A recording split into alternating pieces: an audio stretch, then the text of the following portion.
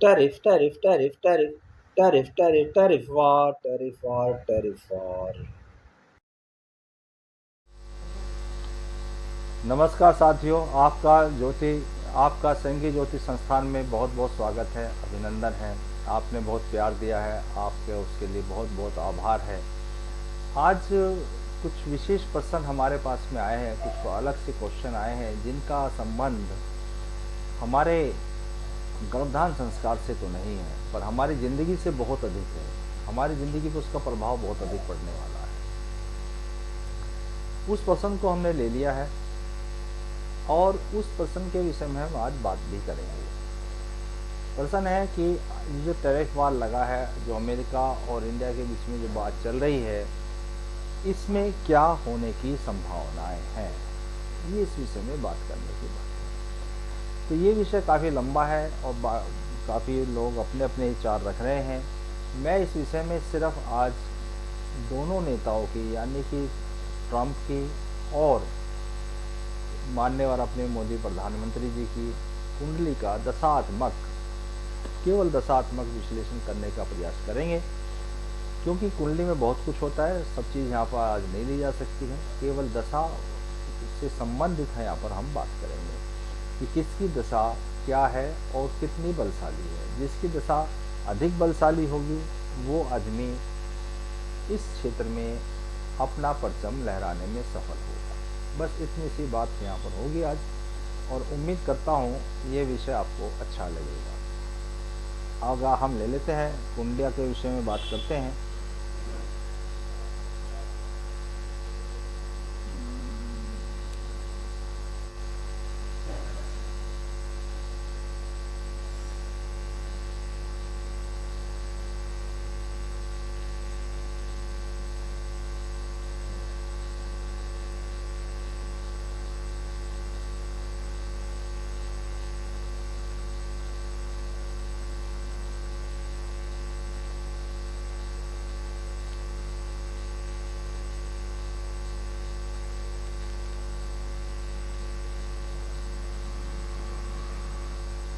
ये पहली कुंडली हमने डोनाल्ड ट्रंप साहब की लगाई है। इसमें आपको डोनाल्ड साहब की ये जो कुंडली है वो नेट से ली गई है। इसमें विशेष बात देखने की ये है कि अब इनके पास दशा कौन सी चल रही है, उस दशा के विषय में हम बात करेंगे।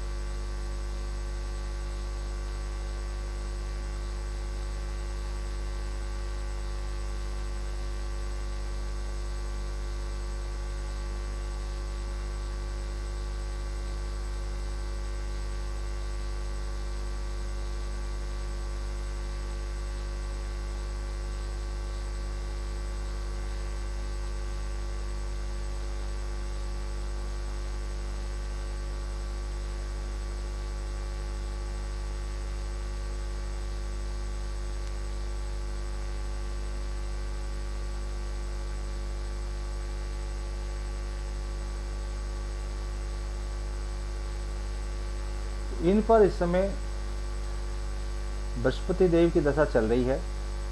बृहस्पति देव इनके जो है वक्री ग्रह हैं, सेकंड भाव में बैठे हुए हैं, और बृहस्पति देव इनकी कुंडली में अष्टम भाव के और पंचम भाव के स्वामी होते हैं। अष्टम भाव और पंचम भाव के स्वामी होने के बाद ये अपने बुध देव की राशि में बैठे हुए हैं। हालांकि बृहस्पति सबसे समता रखते हैं, परंतु कुछ तो इनसे दुश्मनी भी रखते हैं।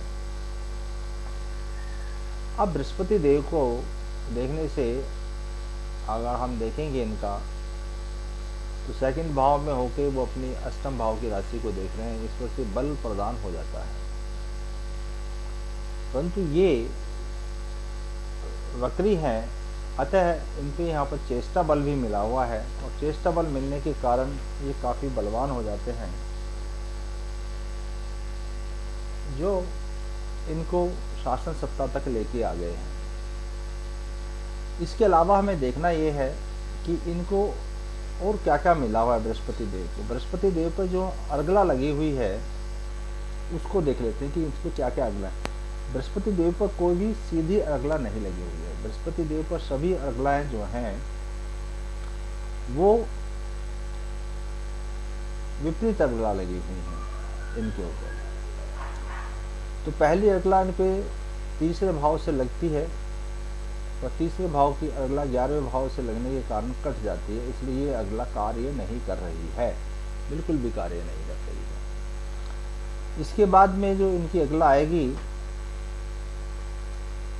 वो 9वें भाव की आ जाएगी, जो पंचम भाव के से होने पे लगती है। पंचम भाव की विपरीत अर्गला 9वें भाव से आती है। 9वें भाव की अर्गला लगी हुई है, इसमें 2 ग्रह बैठे हैं, सूर्य और राहु, और पंचम भाव में कोई भी ग्रह नहीं है, इसलिए ये अर्गला पूर्ण रूप से लागू हो जाती है।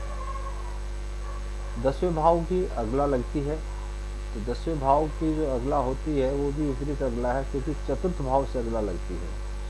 तो चतुर्थ भाव में कोई ग्रह नहीं है, इसलिए ये अर्गला भी इनके ऊपर लग जाती है। इसके बाद जो है वो 11वें भाव की अर्गला आ जाती है, और 11वें भाव की अर्गला इनके ऊपर नहीं लगती है, क्योंकि उनके तीसरे भाव में ग्रह हैं। तो इस तरह से इनकी अर्गला हमने देख ली। एक अर्गला द्वादश भाव की बनती है जो विपरीत अर्गला है, परंतु वो इनके ऊपर विपरीत अर्गला लगेगी। तो इनके बृहस्पति को जो मुख्य बल मिल रहा है वो 2 भाव से मिलता है, यानी कि इनका जहाँ पर सूर्य इनको और राहु इनको विशेष बल प्रदान कर रहा है, यहाँ से इनको विशेष बल मिल रहा है। और दूसरा इनको मंगल बल प्रदान कर रहा है, जो विपरीत अर्गला बना रहा है। परंतु अब आगे देखते हैं, जब इनकी बृहस्पति में बृहस्पति की दशा आई तो ये प्रथम बार राष्ट्रपति बन गए थे।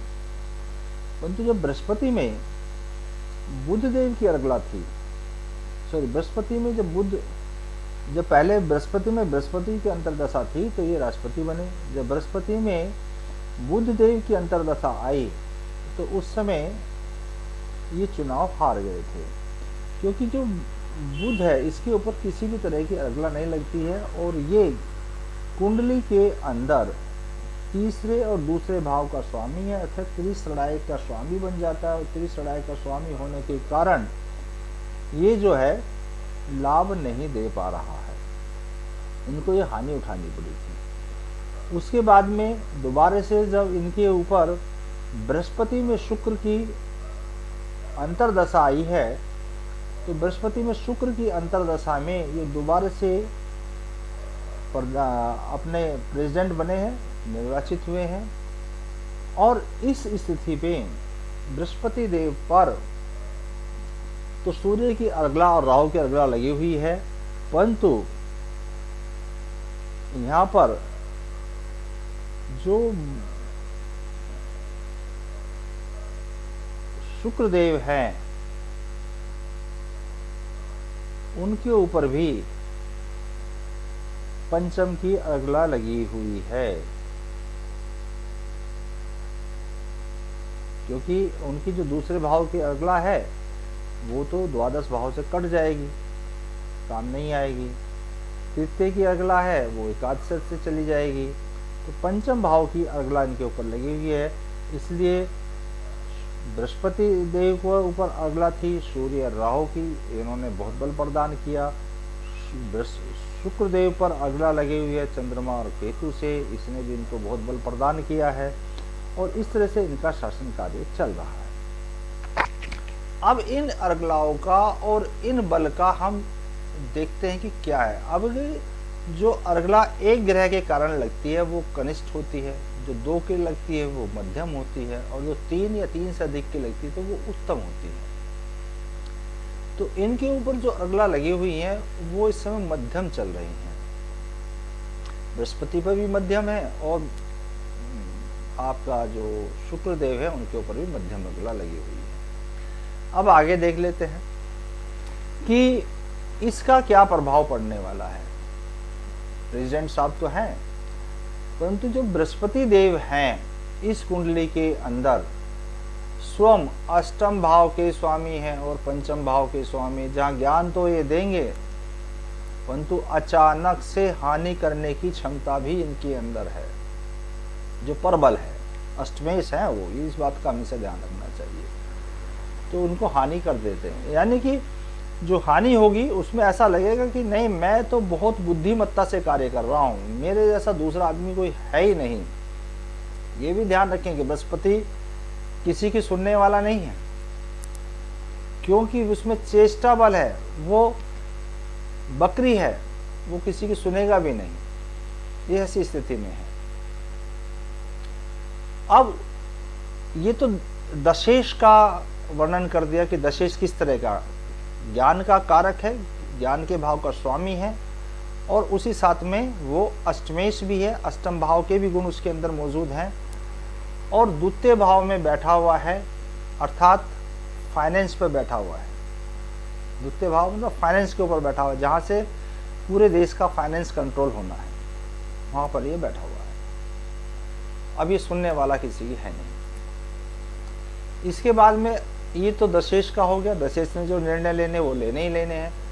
अब हम देख लेते हैं शुक्रदेव क्या इसमें मदद कर रहे हैं, क्योंकि शुक्रदेव अंतरदशा में है उनकी। तो शुक्रदेव की एक राशि दशम भाव में है, जो इनका कार्य क्षेत्र बनती है, और शुक्रदेव की दूसरी राशि तीसरे भाव में है।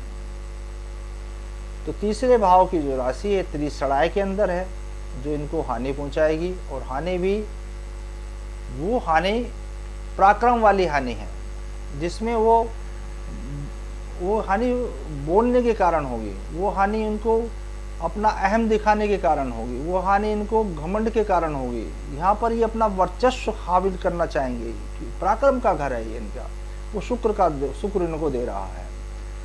और दूसरा इनका जो भाव है वो दशम भाव है। दशम भाव में राहु बैठा हुआ है, सूर्य के साथ बैठा हुआ है, जहां पर अहंकार अपनी चरम सीमा पर बना हुआ होगा। और राहु हमेशा गलत डिसीजन लेने के लिए फेमस हो जाता है, उसको पता नहीं लगता डिसीजन से सही रास्ता मिलेगा या गलत मिलेगा, हानि होगी या लाभ मिलेगा। वो आपको प्रेरित करता है कि हाँ ये काम कर लो, हाँ ये काम कर लो, हाँ ये काम कर लो। तो ये स्थिति यहाँ पर बनी हुई है शुक्रदेव के दोनों राशियों की। जो शुक्रदेव है अपना दोनों राशियों के स्थान से ही अपना कार्यभार चलाएंगे, अपना कार्यभार देखेंगे। और जहाँ वो स्वयं बैठे हैं वो 12वां भाव है। 12वां भाव मतलब विदेश, प्रदेश, उसका भाव है, खर्चे का भाव है। यानी कि ये विदेश में अपना खर्चे करके अपना हानि करेंगे, क्योंकि वहाँ पर भी शुक्रदेव शनि के साथ बैठे हैं। जब शुक्रदेव शनि के साथ होते हैं तो उस समय आर्थिक हानि, वैचारिक हानि होने की संभावना बनी रहती है। तो ये इनकी जो दशा चल रही है उस दशा के विषय में हमने आपसे बात की कि इनकी दशा में ये चल रहा है, और ये दशा के कारण इस तरह के निर्णय ले रहे हैं। टोटल मिला के ये देखा जाएगा कि इस समय इनके निर्णय इनके पक्ष में नहीं जाएंगे, ऐसा इनकी कुंडली बोल रही है। आगे क्या होगा ये तो भविष्य के गर्भ में छिपा हुआ है, पर जो कुंडली और दशा दशेश ने कहा है वो मैंने आपको बता दिया है। अब अगली कुंडली हम देखते हैं कि हमारे प्रधानमंत्री मोदी जी की कुंडली क्या कहती है।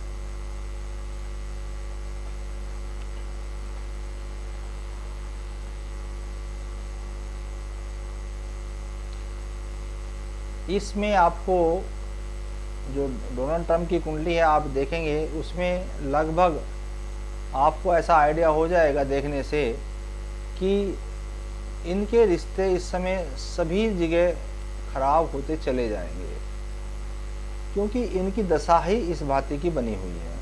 एक कंट्री से नहीं बिगड़ेंगे, इनके रिश्ते लगभग बहुत सारी कंट्रियों से इस समय बिगड़ने की संभावना बनी हुई है। अब हम मोदी जी की कुंडली को देख लेते हैं कि उसमें क्या दिखाई दे रहा है। हमारी जो दशा चल रही है इस समय में, मोदी जी कुंडली में दशा चल रही है,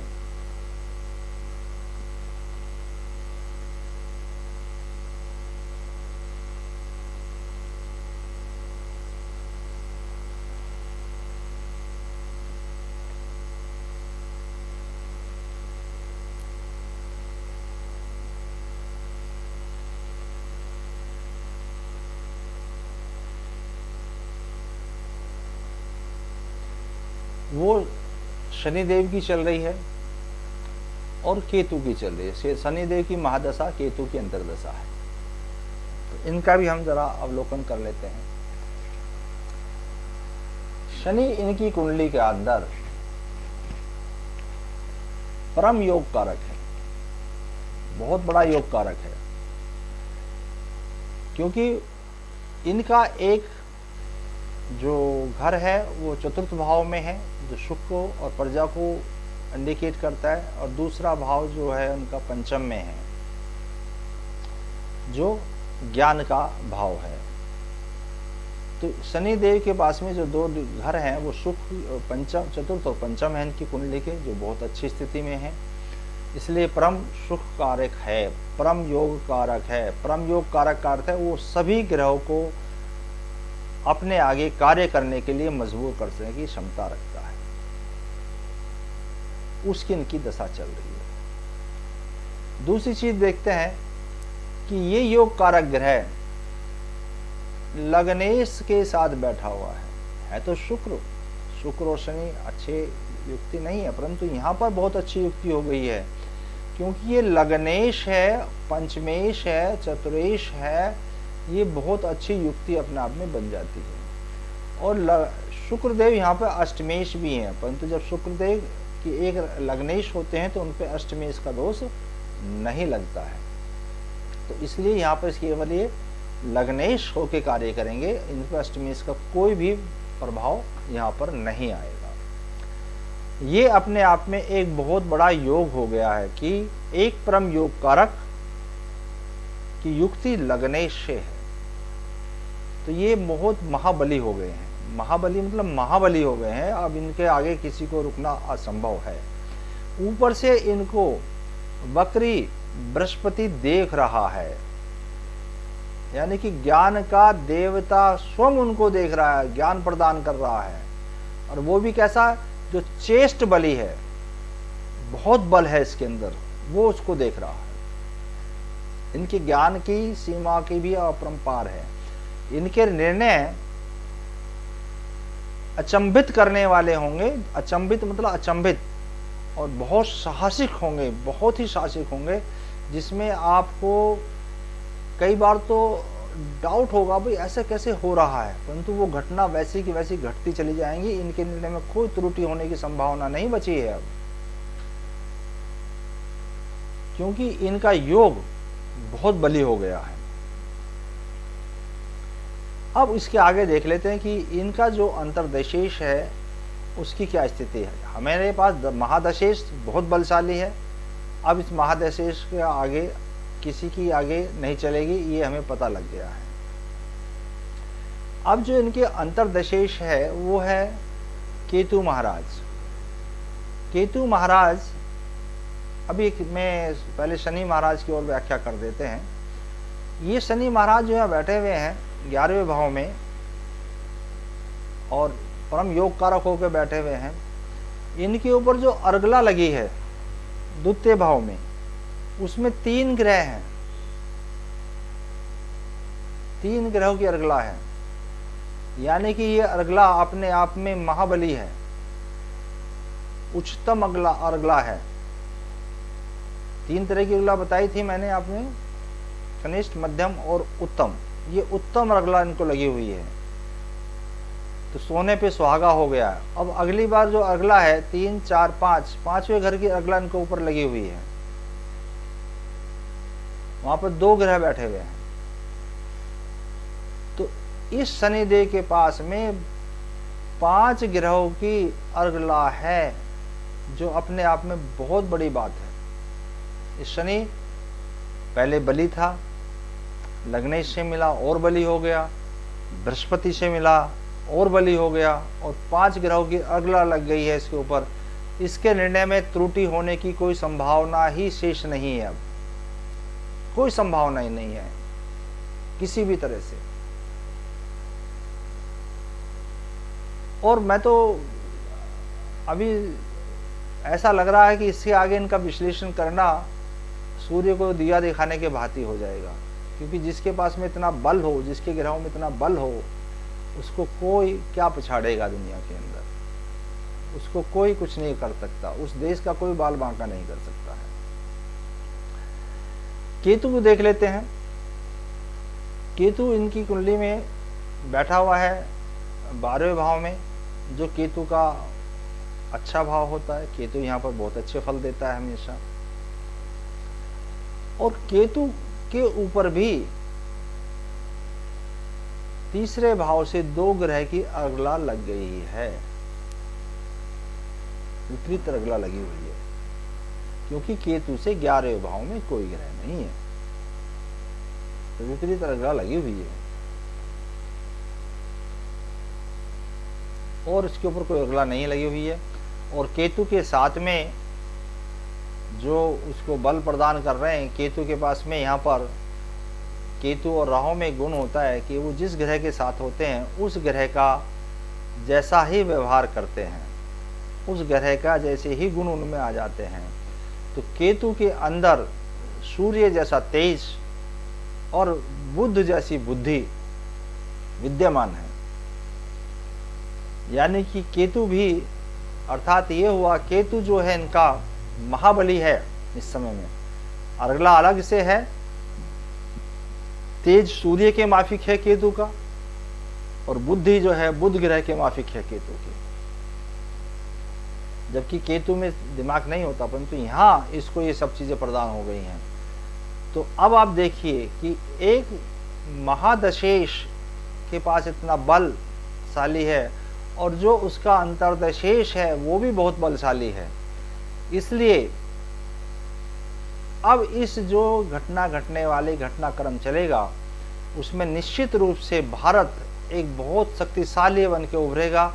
और जो हमें हमारे ऊपर जो ये एक तरह से बुरा समय करके हमें दिखाया जा रहा है, दर्शाया जा रहा है, उस समय का हम शुभ अवसर में बदल देंगे। और वो घटनाएं ऐसी होंगी कि ये सारा समय हमारे लिए शुभदायक होगा। भविष्य में ये घटनाएं हमें हमारे लिए अपॉर्चुनिटी का कार्य करेंगी, हमारा दुर्भाग्य नहीं बनेंगे, ये हमारे लिए अपॉर्चुनिटी का काम करेंगे। क्योंकि हमारा नायक जिनकी हम कुंडली यहाँ पर विवेचना कर रहे हैं, उनकी दशाएं इस समय इतनी मजबूत हैं कि वो हर विपदा को, हर आपदा को एक अवसर में बदलने की क्षमता रखते हैं, और वो बदल के रख देंगे। बस मुझे आज की इसमें इतना ही कहना है।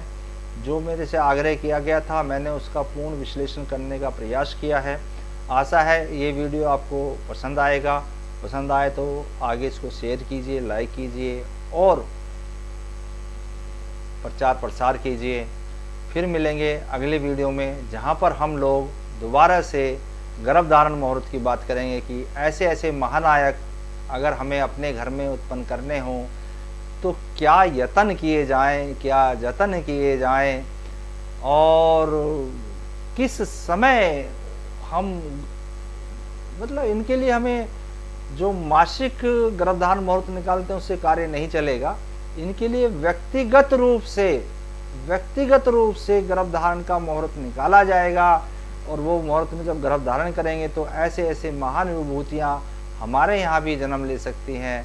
इसी बात के साथ मैं अपनी बात को पूर्ण विराम देते हुए आप लोगों से आग्रह करता हूँ, फिर मिलेंगे अगले वीडियो में, फिर मिलेंगे हम आपसे अगले वीडियो में।